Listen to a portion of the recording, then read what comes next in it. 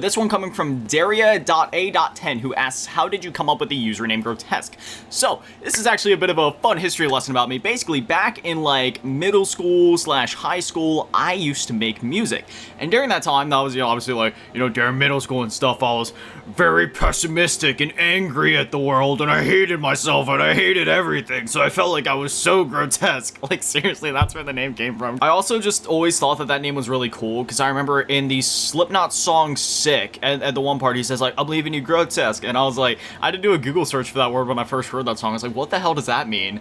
And then, then I found out the definition of just basically meaning like repulsively ugly or just very disgusting. And then the Marilyn Manson album, The Golden Age of Grotesque, that was another one where I was like, dude, that word is so cool. I love the way that it's spelled. I love the meaning of it. Again, this was like middle school me. So then it just kind of stuck. I even had like a necklace for a while that literally had grotesque on it. Unfortunately, I had to throw it away like a week ago because it started rusting, so I didn't want to get like tetanus or whatever it's called from wearing it. But yeah, that was pretty cool. So that's how I got the name. And then by the time that I created this YouTube channel, I was actually still making music.